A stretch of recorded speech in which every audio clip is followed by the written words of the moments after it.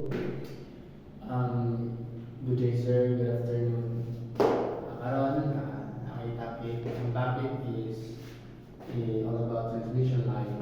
So, ang problem today, sir, a single phase transmission line of 15 kilometer long is using round copper wire conductors of a diameter 0.8 centimeter.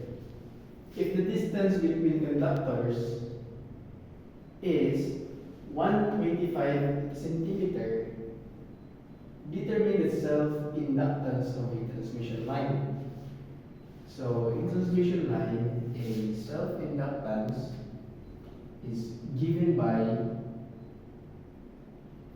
4 times 10 to the negative 7. So, kung ang 4 times 10 to the negative 7, constant na siya in the pagkuha sa self-inductance times ln of distance over r prime.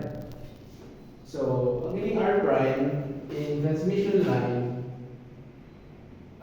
we say r prime, paano siya, constant na siya sa round copper wire, which is 0.7788R.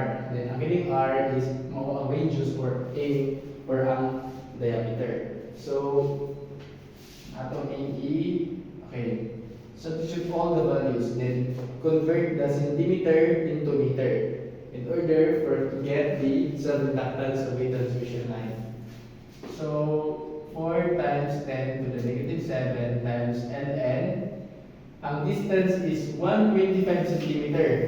Kung ato siya i-convert into meter, okay, just divided by 100. So, to get the meter. So, 125 divided by 100, okay, natay 1.25 meter. Diba? Tapos, R prime is, after na siyang i-substitute. Ako ay 0.7788.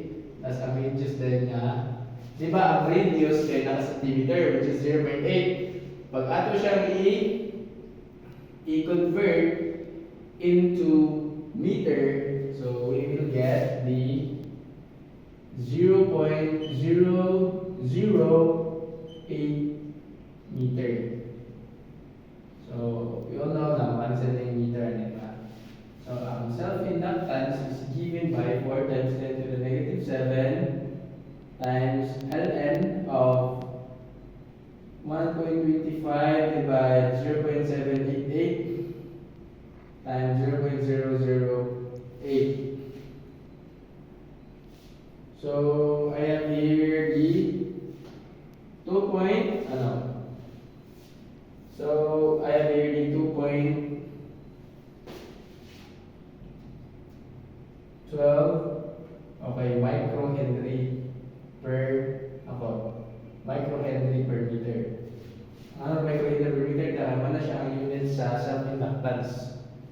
So, di ba inductance niya kay single phase transmission line na ay 15 kilometer.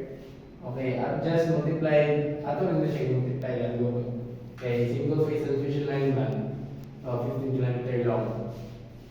So, 15 kilometer divided by 2 meter, natay, saman, 15,000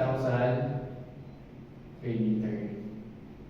So, I have here, L, di ba, makancel, so, napoy, 2.12 times 10 to the negative 6,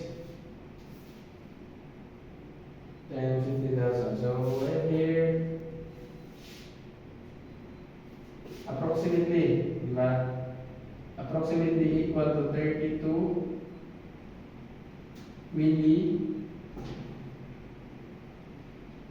Henry per meter. So, that's all, sir.